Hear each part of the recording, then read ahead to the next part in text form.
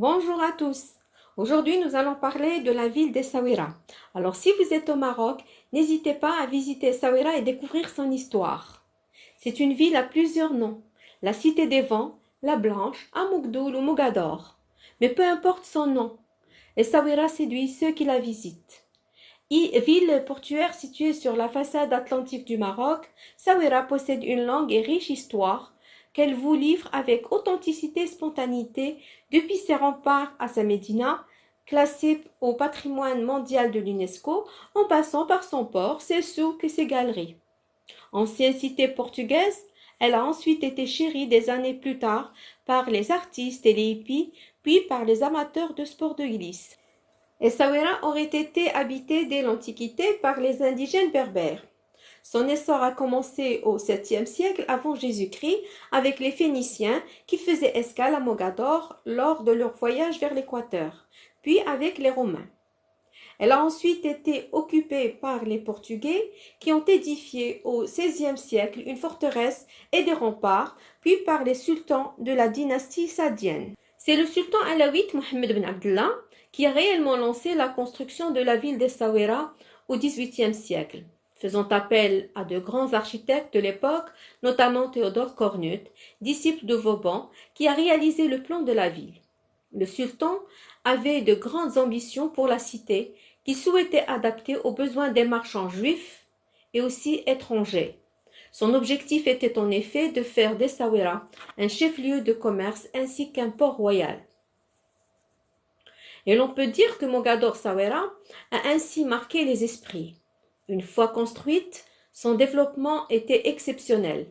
La cité fortifiée devient le port le plus important du Maroc, ainsi que sa capitale diplomatique. Les remparts d'Essaouira ont été érigés au XVIIIe siècle pour protéger la ville des invasions étrangères. Essaouira est alors devenu, à cette époque, le port commercial du Maroc. Et le sultan Mohammed Ben Abdallah décide de bâtir des fortifications pour la protéger. C'est l'architecte français Théodore Cornu qui est choisi pour dessiner les remparts et diriger les travaux. Élève du marquis de Vauban, il crée une enceinte autour de la médina qui s'inspire des fortifications de Saint-Malo. Côté ville, la forteresse est percée de portes monumentales. Vers l'océan, vous pourrez monter sur les remparts à la Scala et admirer la vingtaine de canons espagnols pointés vers le large. Depuis le sommet de la tour, vous aurez une vue sur la Médina, la mer et les îlots au large. Le port d'Essaouira est profondément lié à l'histoire de la ville. Autrefois connu sous le nom de port de Tombouctou, il servait de lien entre les routes transsahariennes vers l'Afrique noire et les grandes routes maritimes commerciales. Il reste aujourd'hui l'un des 3 ports sardiniers les plus importants du Maroc. C'est certainement l'endroit le plus animé de la ville. Les bateaux de pêche rentrent et déchargent leurs prises du jour. Les dorades, les sardines et autres crustacés sont alors vendus à la criée dans une ambiance brouillante mais certainement organisée. À quelques pas, des gargotes cuisinent ces produits frais pour une dégustation instantanée. Un chantier naval est également sur place pour la construction de chaluts en bois de manière artisanale. Après la construction d'Essaouira en 1764, le sultan Mohammed Ben Abdallah appelle quelques familles de juifs et leur permet de prendre une place importante dans le commerce international du Maroc. Ces marchands s'installent dans la ville portuaire à proximité du fort portugais Castel-L'Oréal. Ce fut là le premier noyau de la communauté juive à Mogador et se crée ainsi le quartier juif appelé le Mellah. L'arrivée de ces familles appelées Toujar Sultan instaure une ère nouvelle dans les relations commerciales du Maroc avec l'Europe grâce à l'ouverture du nouveau port et aussi dans les relations du royaume avec les Juifs qui se distinguent par l'importance et l'envergure de leurs activités commerciales. Leur présence marquante dans la ville restera jusqu'en 1960. Sous le règne du sultan Moulay Abdelrahman en 1846, il y a eu création du Mellah Jdid en plus de l'ancien Mellah. Et en 1869, le souverain fit construire une nouvelle kasbah pour remédier à la surpopulation de la ville. Ce n'est qu'à partir de 1903 que des juifs du Millah surpeuplés se logent dans la Médina. Aussi, plusieurs centaines d'Européens s'y installent, profitant de l'ouverture du port à la libre concurrence européenne décidée par le sultan. Il se crée un dynamisme de coexistence et de coopération entre les juifs, les musulmans et la communauté chrétienne. Avec ce mélange de cultures, l'ambiance dans la ville devient cosmopolite, faisant le charme de la cité des Alizés. Jusqu'au XIXe siècle, Essaouira abritait dans le Millah une forte population juive, qui a laissé de nombreux témoignages architecturaux situés dans d'étroites ruelles comme la synagogue Simon Atiyas. Cet édifice religieux est remarquablement préservé.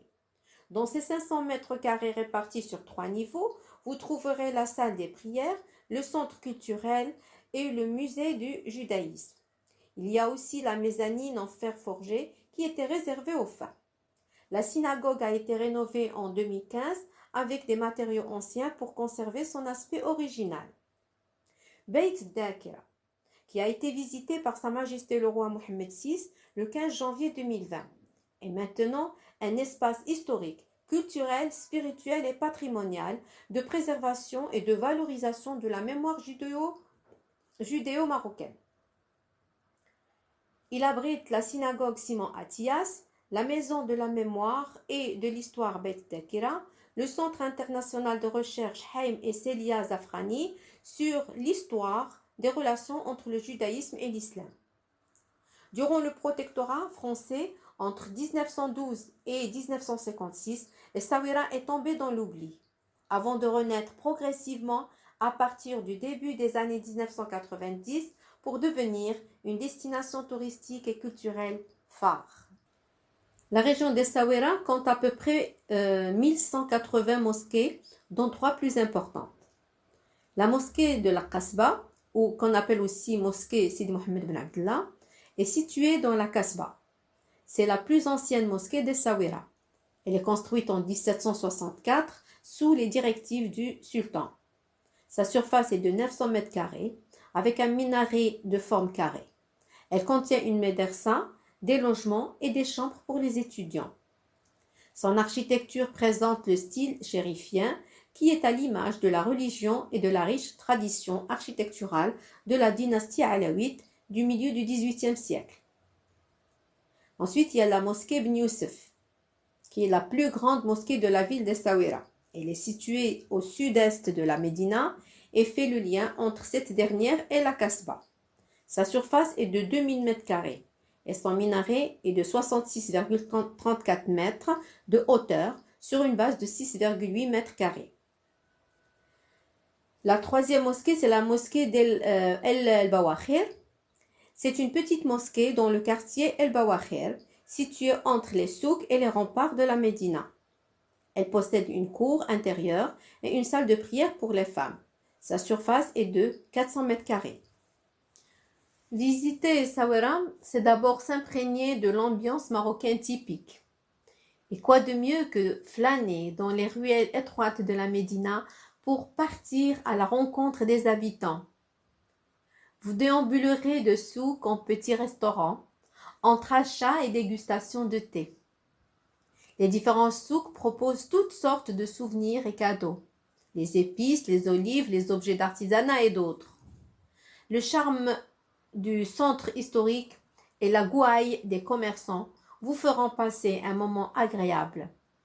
La Médina est entourée par des fortifications sur lesquelles il est possible de grimper.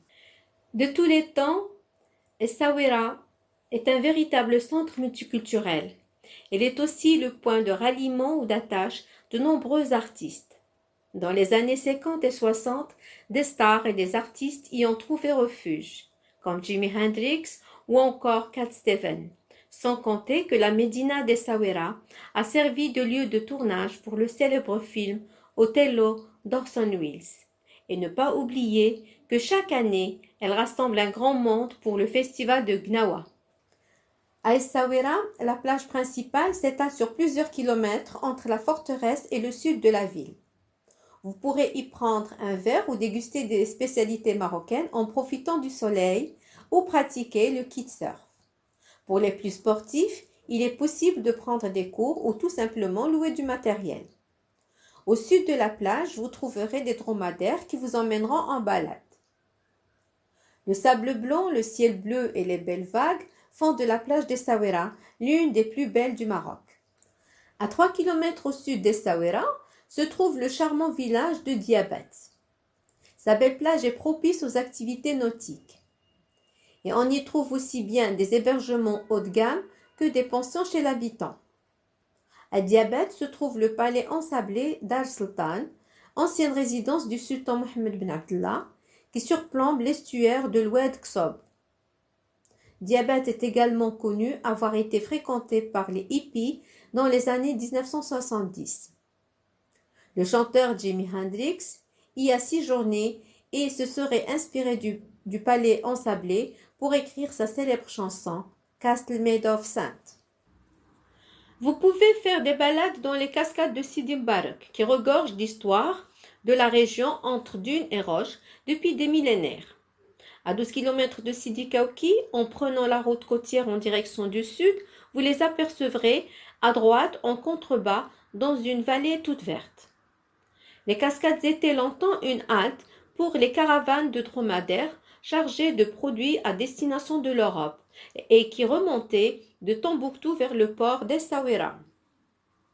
Avant de rentrer dans la ville, les nomades restaient en quarantaine autour des cascades, mais ils trouvaient tout ce dont ils avaient besoin: l'eau douce, la verdure, les cultures potagères, la mer et la nourriture. Le site est alimenté toute l'année par un léger débit d'eau provenant d'une source située au milieu de la rivière, à 3 km en amont des cascades. La visite peut se faire en quad, à pied, à dromadaire, en 4x4, et des bivouacs sont aussi organisés au milieu de la nature pour les touristes qui aiment le retour aux sources. Vous pouvez vous baigner, pêcher, se promener dans le lit de la rivière Arbalo, rencontrer les habitants, prendre une douche naturelle d'eau douce à l'embouchure de l'Oued, où l'eau douce et l'eau de mer se partagent la nature. Si vous êtes à Essaouira, admirer un coucher de soleil figure parmi les activités incontournables. La position géographique de la ville et les bâtiments pittoresques offrent des paysages à couper le souffle lorsque le soleil décline sur l'horizon. Les oiseaux dans les ombres se découpent sur fond de lumière orangée seront les modèles privilégiés de votre séance photo. Pour les meilleurs spots où observer le coucher de soleil, il est conseillé d'aller voir la Scala de la Casbah, à côté des canaux. Vous pouvez aussi vous rendre au port ou flâner autour de la Scala pour voir les couleurs irisées du crépuscule se refléter sur les remparts. C'est ici que prend fin notre vidéo. N'hésitez pas à m'envoyer vos commentaires et merci de mettre j'aime et subscribe. À bientôt.